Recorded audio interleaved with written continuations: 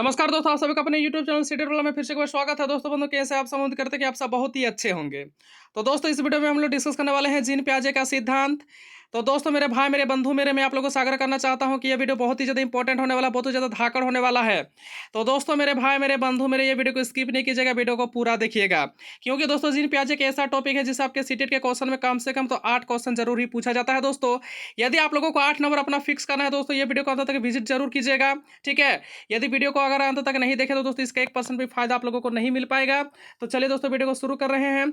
और वीडियो को शुरू करने से पहले दोस्तों आप लोगों से छोटा सा अनुरोध है, यदि हमारे चैनल पर आप लोग नए हैं तो दोस्तों हमारे चैनल को लाइक कीजिएगा, सब्सक्राइब कीजिएगा और अपने दोस्तों के साथ इसे ज़्यादा से ज़्यादा शेयर कीजिएगा। क्योंकि दोस्तों आपका एक प्यारा सा लाइक करना हमारा मेहनत का फल होता है। तो चलिए दोस्तों, शुरू कर रहे हैं वीडियो। तो दोस्तों, मेरे भाई, मेरे बंधु, आज का जो इस वीडियो का हम लोग का टॉपिक है दोस्तों, वो है जीन प्याजे का सिद्धांत। तो सबसे पहले जानते हैं दोस्तों कि जीन प्याजे ने कौन सा सिद्धांत दिया था। तो दोस्तों, मेरे भाई, मेरे बंधु, याद रखिएगा, क्योंकि यहीं से 1 नंबर का आपके सीटेट के पेपर में क्वेश्चन पूछा जाता है। तो याद रखिएगा कि जीन प्याजे ने संज्ञानात्मक विकास का सिद्धांत दिया था। कौन सा सिद्धांत? संज्ञानात्मक विकास का सिद्धांत दिया था। ठीक है। तो चलिए दोस्तों, अब हम लोग जान लेते हैं जीन प्याजे के बारे में डिटेल्स में, कि जीन प्याजे कहाँ के मनोवैज्ञानिक थे। ठीक है। जीन प्याजे ने कौन कौन सा सिद्धांत दिया था, है ना। सभी के बारे में, ये जीन प्याजे के बारे में डिटेल्स में जान लेते हैं। तो चलिए दोस्तों, आगे बढ़ रहे हैं। तो दोस्तों, मेरे भाई, मेरे बंधु, याद रखिएगा कि जीन प्याजे जो है वो स्विट्जरलैंड के मनोवैज्ञानिक थे। ठीक है। ये पॉइंट बहुत ही अच्छा पॉइंट है दोस्तों, और बहुत ही इंपॉर्टेंट पॉइंट है आपके सीटेट के एग्जाम के पॉइंट ऑफ व्यू से। याद रखिएगा दोस्तों कि जीन प्याजे जो थे कहाँ के मनोवैज्ञानिक थे ना, स्विट्जरलैंड के मनोवैज्ञानिक थे। ठीक है। संज्ञानात्मक विकास के सिद्धांत का प्रतिपादन जीन प्याजे ने किया था। और जीन प्याजे ने कौन सा सिद्धांत दिया था दोस्तों? तो याद रखिएगा, संज्ञानात्मक विकास का सिद्धांत को दिया है किसने? जीन प्याजे ने दिया है। और यहीं से दोस्तों आपका 1 नंबर का क्वेश्चन पूछा जाता है, एकदम बेसिक सा क्वेश्चन है। और यहीं से क्वेश्चन पूछा जाता है कि जीन प्याजे ने कौन सा सिद्धांत दिया था? तो संज्ञानात्मक विकास का सिद्धांत। ठीक है। यहां तक बात समझ में आई दोस्तों? यहां तक कोई दिक्कत? हमें लगता है यहां तक किसी प्रकार का कोई दिक्कत नहीं होनी चाहिए, क्योंकि ये शुरुआत है। देखिए दोस्तों, आगे आगे चलिए, बहुत ही ज्यादा इंटरेस्टिंग लगने वाला है ये वीडियो आप लोगों को। ठीक है। आगे बढ़ रहे हैं। इन्होंने क्या किया था दोस्तों? इन्होंने अपने बच्चों एवं आस पड़ोस के बच्चों पर संज्ञानात्मक मानसिक विकास का अध्ययन किया था। इन्होंने मानसिक विकास का अध्ययन किसके ऊपर किया था दोस्तों? ना अपने बच्चों पर, और आस पड़ोस के जितने भी बच्चे थे दोस्तों, है ना, उस सभी बच्चों के ऊपर क्या किया था ना, मानसिक विकास का अध्ययन किया था। ठीक है। आखिर जीन प्याजे समझना चाहता था कि एक बच्चे में मानसिक विकास मतलब किस प्रकार से होता है। ठीक है। तो मानसिक विकास के लिए सबसे पहले उसको किसने चुना? अपने बच्चों को। उसके बाद दोस्तों आस पड़ोस में जितने भी बच्चे थे सभी को चुना। ठीक है। आगे देखिए दोस्तों, बहुत ही ज्यादा इंटरेस्टिंग लगने वाला है आप लोगों को, मैं आपको इसका गारंटी देता हूं। और यहां से आप लोगों का दोस्तों कम से कम तो 8 क्वेश्चन जरूर ही पूछेगा। मतलब दोस्तों, मेरे भाई, मेरे बंधु, आप लोगों का यह वीडियो जो है दोस्तों आप लोगों को 8 नंबर दिलाने वाला है। इसीलिए दोस्तों, मेरे भाई, मेरे बंधु, मैं आप लोगों से फिर से एक बार आग्रह करता हूं कि वीडियो को अंत तक विजिट कीजिए। ठीक है। इस सिद्धांत को विकासात्मक सिद्धांत और अवस्था का सिद्धांत भी कहा जाता है। ये पॉइंट्स भी जो है दोस्तों आपके सीटेट के क्वेश्चन के रूप में पूछा हुआ है कि इस सिद्धांत को जो है कौन सा सिद्धांत कहा जाता है ना, विकासात्मक सिद्धांत और अवस्था का सिद्धांत भी कहा जाता है। एकदम बेसिक सा क्वेश्चन पूछ लिया जाता है दोस्तों जीन प्याजे से कम यहाँ पे 4 क्वेश्चन, तो बहुत सारा बेसिक सा क्वेश्चन पूछ लिया जाता है। ठीक है। कि अवस्था का सिद्धांत किसे कहा जाता है? तो अवस्था का सिद्धांत कहा जाता है दोस्तों जीन प्याजे के संज्ञानात्मक विकास के सिद्धांत को ही कहा जाता है अवस्था का सिद्धांत। ठीक है। यहां तक कोई दिक्कत है दोस्तों? और अवस्था का सिद्धांत को क्या बोलते हैं दोस्तों? विकासात्मक सिद्धांत भी कहा जाता है। यहां तक क्लियर है दोस्तों? यहां तक समझने में किसी प्रकार का कोई दिक्कत? हमें लगता है कि यहां तक आप लोगों को समझने में किसी प्रकार का कोई दिक्कत नहीं होना चाहिए। तो चलिए दोस्तों, आगे बढ़ रहे हैं। जीन प्याजे का मानना है दोस्तों, यानी जीन प्याजे का मानना है कि जैसे जैसे बच्चों में जैविक परिपक्वता आती है वैसे वैसे वस्तुओं के बारे में अपने दिमाग में कॉन्सेप्ट बना लेते हैं। यही भी बात सही है दोस्तों। जीन प्याजे का क्या मानना है? जीन प्याजे का मानना है कि जैसे जैसे बच्चों में क्या आती है ना, जैविक परिपक्वता आती है वैसे वैसे वस्तु के बारे में क्या करता है ना, अपने दिमाग में कॉन्सेप्ट बनाता जाता है। ठीक है। ये पॉइंट्स क्लियर है? आगे बढ़े, चलिए आगे बढ़ रहे हैं। यानी जीन प्याजे के अनुसार बच्चे जो हैं सक्रिय ज्ञान निर्माता एवं नन्हे वैज्ञानिक है, जो संसार के बारे में अपने सिद्धांतों की रचना करते हैं। और जीन प्याजे क्या कहते हैं दोस्तों कि बच्चे जो है वे ना क्या है, नन्हे वैज्ञानिक है, जो संसार के बारे में अपने सिद्धांतों की रचना करते हैं। ठीक है। वह अपना सिद्धांत देता है कि मतलब किस प्रकार से बच्चा सोचता है संसार के बारे में, ये जीन प्याजे कहते हैं। ठीक है। ये जो पॉइंट्स है दोस्तों, ये पॉइंट आपके सीटेट के एग्जाम के पॉइंट ऑफ व्यू से बहुत ही महत्वपूर्ण है। ठीक है। कि किसने कहा कि बच्चे जो है नन्हे वैज्ञानिक हैं? आपके सामने 4 ऑप्शन रख देगा दोस्तों, आपके सामने 4 ऑप्शन रख देगा कि लेवाइगोस्की ने कहा, या फिर लॉरेंस कोहलबर्ग ने कहा, ठीक है, या फिर जीन पियाजे ने कहा। इस प्रकार से 4 मनोवैज्ञानिक का आपके सामने ऑप्शन रख देगा, तो इसका सही आंसर क्या हो जाएगा? इसका सही आंसर हो जाएगा जीन पियाजे, ठीक है? कि जीन पियाजे का मानना है जो क्या है दोस्तों कि बच्चे जो है सक्रिय ज्ञान निर्माता है और बच्चे जो है नन्हे वैज्ञानिक है और वह क्या करते हैं संसार के बारे में अपने सिद्धांतों की रचना करते हैं, ठीक है। संसार के रिगार्डिंग वो क्या देते हैं अपने सिद्धांत देते हैं, अपना थ्योरी देते हैं, कौन? नहीं कि बच्चे। और ये सारे चीज कौन एक्सेप्ट करते हैं ना? जीन पियाजे सारी चीज को एक्सेप्ट करते हैं। यहाँ तक बात समझ में आई दोस्तों? आगे बढ़े, चलिए दोस्तों आगे बढ़ रहे हैं।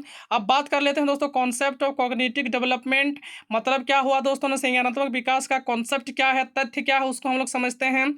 तो सबसे पहले आप लोगों को इसमें जानना होगा दोस्तों अनुकूलन, ठीक है। अनुकूलन क्या होता है? याद रखिएगा दोस्तों कि वातावरण के अनुसार अपने आप को ढालना ही अनुकूलन कहलाता है। यानी जिस प्रकार का वातावरण रहेगा आपको उसी प्रकार से रहना होगा। ये आपका क्या होता है दोस्तों? अनुकूलन होता है। बात समझ में आ रही है दोस्तों? देखिए, और अनुकूलन की दो ठो क्या होती है, दो ठो स्टेप होता है दोस्तों। स्टेप नंबर 1 में आत्मसातकरण हो गया, स्टेप 2 में क्या हो गया दोस्तों? समायोजन हो गया। अगर आत्मसातकरण की बात कर लेते हैं दोस्तों तो क्या होता है, जरा ध्यान दीजिएगा कि पूर्व ज्ञान को नए ज्ञान के साथ जोड़ना ही क्या कहलाता है ना? आत्मसातकरण कहलाता है। मतलब दोस्तों आपको 10 साल पहले आप क्या जानते थे और अभी क्या जानते हैं दोस्तों, यानी दोनों को आपस में सम्मिलित कर देना ही क्या कहलाता है ना? आत्मसातकरण कहलाता है। याद रखिएगा दोस्तों, है ना? ये पॉइंट जो है दोस्तों बहुत ही इंपॉर्टेंट पॉइंट है कि पूर्व ज्ञान को नए ज्ञान के साथ जोड़ देना क्या कहलाता है। ये भी आपके सीटेट के पेपर में क्वेश्चन पूछा हुआ है, इसीलिए दोस्तों ये पॉइंट्स को जरा याद रखिएगा। आत्मसातकरण क्या होती है ना? पूर्व ज्ञान को नए ज्ञान के साथ जोड़ देना क्या कहलाता है ना? आत्मसातकरण कहलाता है, ठीक है। जैसे कि दोस्तों आप लोगों को पता था कि जनसंख्या की दृष्टि से चीन सबसे क्या था दोस्तों? विशाल देश था, लेकिन अब भारत हो गया दोस्तों। ये आप पहले जानते थे कि चीन जो है जनसंख्या की दृष्टि से सबसे आगे देश है, ठीक है, लेकिन अब हो गया भारत। तो यही दोनों के बीच में जो है दोस्तों, यानी दोनों को जोड़ देना ही क्या कहलाता है ना? आत्मसातकरण कहलाता है। कि पहले आपको क्या पता था और अभी आपको क्या पता है, दोनों को सम्मिलित कर देना ही क्या कहलाता है? आत्मसातकरण कहलाता है, ठीक है। आ रही है बात समझ में दोस्तों? यहाँ तक आप लोगों को समझने में किसी प्रकार का कोई दिक्कत दोस्तों? हमें लगता है कि यहाँ तक आप लोगों को समझने में किसी प्रकार का कोई दिक्कत नहीं होनी चाहिए। तो चलिए दोस्तों आगे बढ़ रहे हैं। सेकंड स्टेप की बात कर लेते हैं समायोजन के बारे में। तो दोस्तों मेरे भाई मेरे बंधु मेरे, समायोजन के बारे में आप लोग याद रखिएगा कि पूर्व ज्ञान में परिवर्तन करके वातावरण के साथ तालमेल बैठाना ही क्या कहलाता है? समायोजन कहलाता है। देखिएगा दोस्तों कि उस जमाने में और इस जमाने में थोड़ा सा फर्क है। उस जमाने में देखिएगा दोस्तों कि ज़्यादातर जो होते थे पुरुष उस समय पे धोती और पजामा पहना करते थे, लेकिन अभी का जो है दोस्तों लड़कों को देख लीजिए, अभी का देख लीजिए, पुरुषों को भी देख लीजिए दोस्तों, ठीक है, महिलाओं को भी देख लीजिए दोस्तों। यहाँ पे क्या पहनती है? साड़ी पहनती है, टॉप पहनती है, स्कर्ट पहनती है। जैसे कि दोस्तों यहाँ पे लड़का भी क्या करता है? जीन्स पहनता है, ठीक है। जैसे उस समय की बात रहा करता था दोस्तों कि खालता पजामा पहनता था, लेकिन अब ये नहीं पहनता है। तो इसीलिए बोल रहा दोस्तों कि आप पहले जो जानते थे उसमें आपको क्या करना होगा ना? चेंजेस करना होगा और वातावरण के साथ तालमेल आपको क्या करना होगा? बैठाना होगा। वही क्या कहलाता है ना? समायोजन कहलाता है, ठीक है। ये भी पॉइंट क्लियर है दोस्तों, समायोजन के बारे में सारे कॉन्सेप्ट क्लियर हो गया। आगे बढ़ें। यहाँ तक दोस्तों आप लोगों को समझने में किसी प्रकार का कोई दिक्कत, हमें लगता है किसी प्रकार का कोई दिक्कत नहीं होनी चाहिए। अब बात कर लेते हैं दोस्तों संतुलन के बारे में, जिसको दोस्तों हम लोग क्या बोलते हैं ना? साम्य धारणा कहते हैं, ठीक है। तो संतुलन क्या होता है जरा समझिएगा। संतुलन क्या होता है दोस्तों? देखिए, इसके द्वारा बच्चा आत्मसातकरण और समायोजन की प्रक्रिया के बीच में क्या करता है ना? संतुलन बैठाता है। संतुलन क्या होता है? आत्मसातकरण और समायोजन के बीच में संतुलन बैठाई संतुलन कायम करना को क्या बोलते हैं दोस्तों? संतुलन कहलाता है या फिर साम्य धारणा कहलाता है, ठीक है। ये भी पॉइंट जो है दोस्तों, ये भी आपके सीटेट के एक पेपर में पूछा हुआ क्वेश्चन है कि जिसके द्वारा बच्चा आत्मसातकरण और समायोजन की प्रक्रियाओं के बीच में संतुलन कायम करता है उसे क्या कहते हैं? तो संतुलन कहते हैं या फिर साम्य धारणा कहते हैं। ये भी पॉइंट बहुत इंपॉर्टेंट है दोस्तों। अब बात करते हैं दोस्तों स्कीम्स के बारे में। एक होता है दोस्तों स्कीमा, वो चीज अलग है, ठीक है। एक होता है स्कीम्स, ये दोनों चीजें अलग हैं। अब हम लोग बात कर लेते हैं दोस्तों स्कीम के बारे में, ठीक है। स्कीम क्या होता है कि किसी काम को करने के अलग अलग तरीके होते हैं, ये सही बात है। देखिएगा दोस्तों कि कोई चेयर पर बैठ के ही डेली देखिएगा 2,000 रुपये का इनकम करता है, और कोई मजदूरी करके दोस्तों देखिएगा कि 1,000 का इनकम करता है, 200 का इनकम करता है। यानी इस हर काम को करने का अलग अलग तरीका होता है, ठीक है। जैसे कोई पैसे कमाने के लिए दोस्तों कोई जॉब कर रहा है, तो कोई मान के चलते हैं पैसे कमाने के लिए कोई मजदूरी कर रहा है, ठीक है। लेकिन हम लोग इसको इस तरह से नहीं आंकेंगे दोस्तों, हम लोग का जीन पियाजे का सिद्धांत है, ठीक है। चलिए देखिए, हम लोग इसको जो लेते हैं दोस्तों कि बच्चे के ऊपर लेते हैं, बच्चे का एक एग्जांपल लेते हैं जो बहुत ही अच्छा आप लोगों को समझ में आएगा कि स्कीमा कहता है ना, क्या कहता है दोस्तों, स्कीम्स, सॉरी स्कीमा नहीं, स्कीम्स। स्कीम्स कहता है कि किसी भी काम को करने के अलग अलग तरीके होते हैं, कैसे होते हैं जरा देखिए, ठीक है। देखिए दोस्तों कि जब बच्चे को भूख लगती है तो वह रोने लगता है, क्योंकि उसे पता है रोने से दूध मिलेगा। जब बच्चे को भूख लगता है तो दोस्तों बच्चे क्या करते हैं ना, रोने लगते हैं, क्योंकि बच्चे को पता होता है कि जब तक हम रोएंगे नहीं तब तक हमको दूध देगा नहीं, ठीक है, या फिर दूध देगी नहीं, है ना। यही ना बात है दोस्तों, ठीक है। इसीलिए कहते हैं दोस्तों कि प्रत्येक कार्य को करने के अलग अलग तरीके होते हैं, ठीक है। आगे बढ़े हैं, यहाँ तक आप लोगों को समझने में किसी प्रकार का कोई दिक्कत, तो हमें लगता है किसी प्रकार का कोई दिक्कत नहीं होनी चाहिए। चलिए दोस्तों अब बात कर लेते हैं स्कीमा के बारे में, ठीक है। स्कीमा क्या होता है, शरीर के द्वारा की जाने वाली क्रियाएं जो दिमाग से जुड़ी हुई होती है, यानी शरीर के द्वारा एक्टिविटी होता है, लेकिन ये सारी एक्टिविटी किससे कनेक्टेड होती है दोस्तों, ना माइंड से कनेक्टेड होती है, उसको हम लोग स्कीमा बोलते हैं। फॉर एग्जाम्पल दोस्तों, एक छोटा बच्चा यानी बॉल को पकड़ रहा है, हम लोग हाथ तो आगे कर रहे हैं, लेकिन हमारा जो माइंड है दोस्तों, वो माइंड हमको इंडिकेट कर रही है कि वहाँ पे बॉल है, इसको बॉल कहते हैं, इसको हमको क्या करना है, पकड़ना है, ठीक है। आइसक्रीम चूसता है, एक बच्चा जो है आइसक्रीम चूसता है, ठीक है। तो यह ज्ञान उसको किसने दे दिया दोस्तों कि यह वाला आइसक्रीम है, तो उसका माइंड उसको यह ज्ञान देता है कि ये वाला आइसक्रीम है, इसको खाना चाहिए, इसीलिए बच्चा खाता है, ठीक है।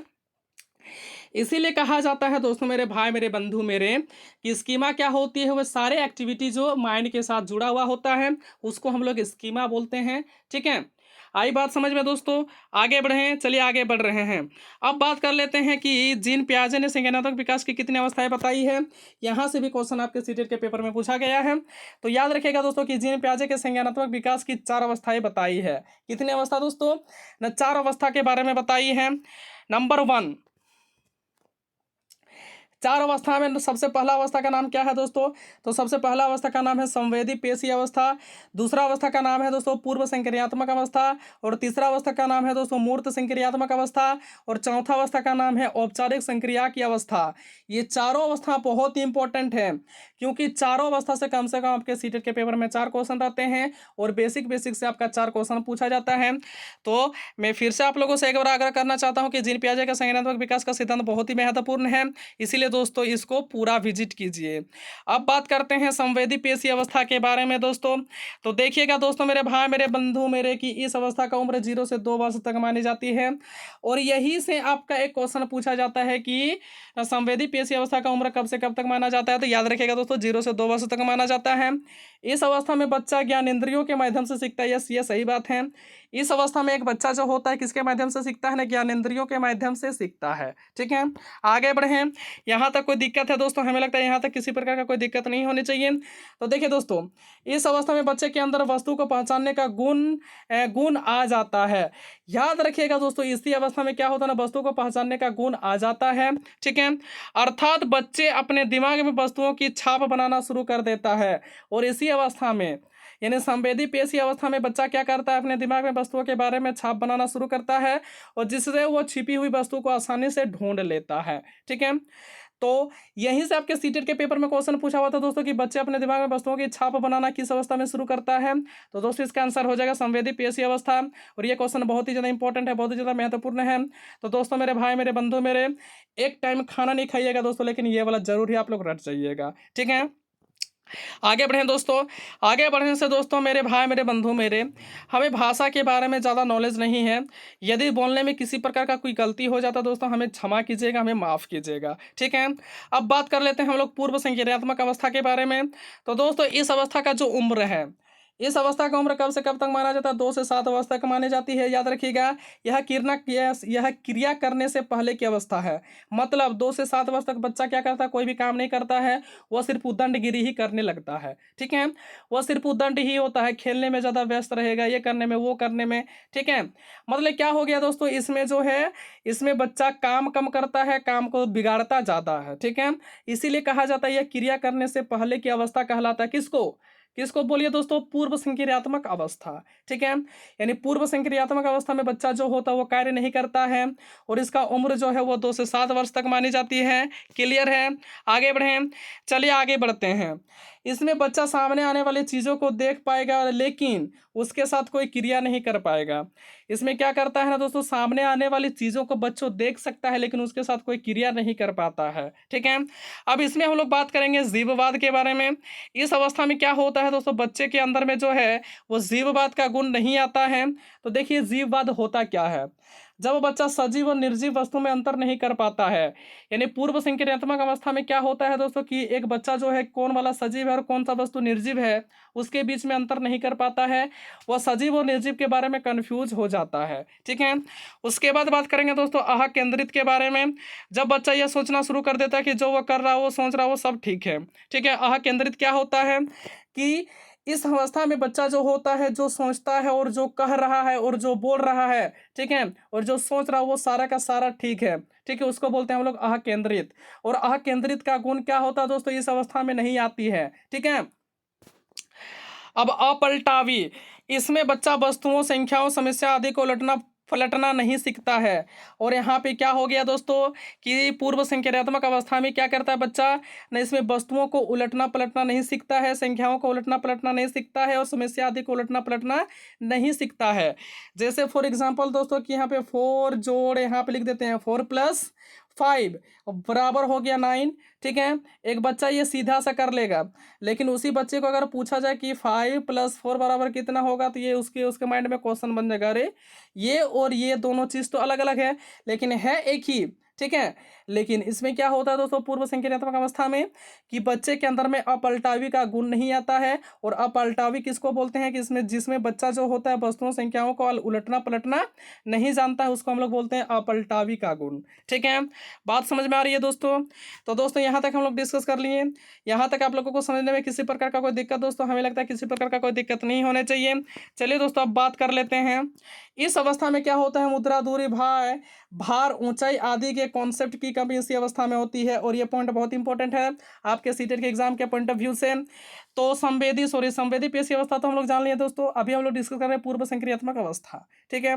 तो पूर्व संक्रियात्मक अवस्था में मुद्रा के बारे में, दूरी के बारे में, भार के बारे में, ऊंचाई के बारे में, ये सब के बारे में जो है दोस्तों कि एक बच्चे के अंदर में कॉन्सेप्ट नहीं होती। कॉन्सेप्ट भी होती है तो दोस्तों थोड़ा बहुत, ठीक है, ज़्यादा कॉन्सेप्ट नहीं होता है। यानी कॉन्सेप्ट की कमी इसी अवस्था में हो जाता है। किसका किसका ना, मुद्रा के बारे में, दूरी के बारे में, भार के बारे में और ऊंचाई के बारे में, ठीक है?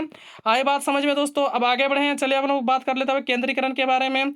जब बच्चा किसी सारी वस्तु विशेषताओं को छोड़कर केवल एक विशेष पर ध्यान देता है, सारी विशेषताओं का अगर देखिएगा दोस्तों, आज के बच्चों का ट्रेंडिंग में चल रहा है कि आप उसको कुछ भी बोल लीजिए दोस्तों, सुनेगा नहीं। जब तक उसके हाथ में फ़ोन है तो फ़ोन को ही देखेगा, ठीक है? ये क्या होता है दोस्तों? केंद्रीकरण होता है, ठीक है? वो फ़ोन के ऊपर इस प्रकार केंद्रित है दोस्तों कि आप उसको कुछ भी बोल लीजिए, नहीं सुनेगा, ठीक है? आई बात समझ में दोस्तों? यहाँ तक कोई दिक्कत आप लोगों को समझने में? तो हमें लगता है दोस्तों यहाँ तक किसी प्रकार का कोई दिक्कत नहीं होनी चाहिए। तो चलिए दोस्तों अब बात कर लेते हैं मूर्त संक्रियात्मक अवस्था के बारे में, ठीक है? तो मूर्त संक्रियात्मक अवस्था का उम्र जो है दोस्तों, वो इस अवस्था का उम्र जो है 7 से 11 वर्ष तक मानी जाती है। कब से कब तक ना? 7 से 11 वर्ष तक मानी जाती है। इस अवस्था में एक बच्चा सामने रखी हुई चीज़ों को देखकर ही कुछ कर सकता है, यानी उन पर चिंतन कर सकता है। और इस अवस्था में क्या करता है दोस्तों ना, कोई भी वस्तु अगर उसके सामने रखा हुआ है तो वह वस्तु को देख करके चिंतन करना शुरू कर देता है इसी अवस्था में, ठीक है? यानी मूर्त संक्रियात्मक अवस्था में। इस अवस्था में अपलटावी जीववाद, मुद्रा, भार का कॉन्सेप्ट गुण आ जाता है। और इस उम्र में दोस्तों, इस स्टेज में आते आते बच्चे के अंदर में अपलटावी का गुण आ जाता है, ठीक है? उसके बाद जीववाद का गुण आ जाता है, उसके बाद मुद्रा का गुण आ जाता है, भार का, सारे के सारे कॉन्सेप्ट क्लियर हो जाती है इसी उम्र में। ठीक है, यानी इसी स्टेज तक आते थे। कौन सा स्टेज दोस्तों? न मूर्त संक्रियात्मक अवस्था, जिसका उम्र 7 से 11 वर्ष तक मानी जाती है। आई बात समझ में दोस्तों? इस अवस्था में बच्चा उदाहरण के ऊपर आधारित होकर के तर्क वितर्क करता है। ये क्वेश्चन बहुत ही इंपॉर्टेंट है दोस्तों, ये पॉइंट बहुत ही इंपॉर्टेंट है आपके सीटेट के एग्जाम के पॉइंट ऑफ व्यू से, कि किस अवस्था में बच्चा जो है दोस्तों उदाहरण के आधारित होकर के, उदाहरण के ऊपर आधारित होकर के तर्क वितर्क करता है। तो याद रखिएगा, मूर्त संक्रियात्मक अवस्था। कौन सी अवस्था? मूर्त संक्रियात्मक अवस्था। ठीक है, और ये बात समझ में दोस्तों, यहाँ तक आप लोगों को किसी प्रकार का कोई दिक्कत समझने में? हमें लगता है किसी प्रकार का कोई दिक्कत नहीं होनी चाहिए। तो चलिए दोस्तों देखिए, उदाहरण के ऊपर यहाँ पे आधारित होकर के तर्क वितर्क करने लगता है इसी अवस्था में। जैसे कि पेड़ जरूरी है या फिर नहीं, हमारे लिए कोई टीचर स्टूडेंट से क्वेश्चन पूछा, तो इस स्टेज में स्टूडेंट ने जवाब दिया क्योंकि हाँ, हमारे लिए पेड़ जो है वो जरूरी है, क्योंकि हमें पेड़ से ऑक्सीजन मिलती है। ठीक है, तो यहाँ पे एक टीचर ने क्वेश्चन पूछा दोस्तों किसी स्टूडेंट से कि पेड़ जरूरी है या फिर नहीं हमारे लिए। ठीक है, तो बच्चे ने जवाब दिया, हाँ सर, हमारे लिए पेड़ जो है वो जरूरी है। क्यों जरूरी है? क्योंकि पेड़ से हमें ऑक्सीजन मिलती है। ठीक है, आई बात समझ में दोस्तों? आगे बढ़े, चलिए आगे बढ़ रहे हैं। अब बात कर ले तो औपचारिक संक्रियात्मक अवस्था के बारे में। तो दोस्तों, मेरे भाई, मेरे बंधु मेरे, यह अवस्था 11 वर्ष से शुरू होकर के वयस्क अवस्था तक चलती है। इस अवस्था का शुरुआत कब से माना जाता है? 11 वर्ष तक, और एकदम युवा अवस्था तक जाता है दोस्तों। ठीक है, इस अवस्था को किशोरावस्था भी कहा जाता है, और इसी अवस्था को क्या बोलते हैं? किशोरावस्था के नाम से भी जाना जाता है। ठीक है, आ रही है बात समझ में दोस्तों? इस अवस्था में बालक अपनी समस्या समझाकर, समझकर दूसरों को समझा सकता है। मतलब इसी अवस्था में क्या कर सकता है एक बच्चा दोस्तों, कि अपने समस्याओं के बारे में दूसरों को समझा सकता है। ठीक है, इस अवस्था में बालक के चिंतन में पूर्ण क्रमबद्धता आ जाती है। मतलब क्या हो गया दोस्तों, कि इस अवस्था में क्या हुआ ना, बच्चे अपने भले के बारे में सोच सकता है, चिंतन कर सकता है। ठीक है, समाज के बारे में सोच सकता है, समाज के बारे में चिंतन कर सकता है, सभी के बारे में यहाँ पे चिंतन कर सकता है, सोच सकता है। इसीलिए कहा जाता है कि इस अवस्था में बालक के अंदर में क्या हो जाती है? चिंतन में पूर्ण क्रमबद्धता आ जाती है। ठीक है, चीज़ों को समझ रहे हैं दोस्तों? ठीक, तो दोस्तों ये था हम लोगों का जीन पियाजे का सिद्धांत। जितना इंपॉर्टेंट फैक्ट था दोस्तों, मैंने सारे के सारे इंपॉर्टेंट फैक्ट को डिस्कस कर दिया इस वीडियो में। उम्मीद करते हैं दोस्तों ये वीडियो आप लोगों को पसंद लगा होगा। यदि वीडियो पसंद लगा तो दोस्तों वीडियो के अंदर प्यारा सा लाइक जरूर कीजिएगा, क्योंकि दोस्तों आपका एक प्यारा सा लाइक करना मेरे मेहनत का फल होता है। तो चलिए दोस्तों, इस वीडियो में डिस्कस करते हैं, मिलते हैं नेक्स्ट वीडियो पर। तब तक के लिए आप लोगों का बहुत बहुत धन्यवाद वीडियो को अंत तक देखने के लिए। और वीडियो के अंत में दोस्तों, जय हिंद, जय भारत।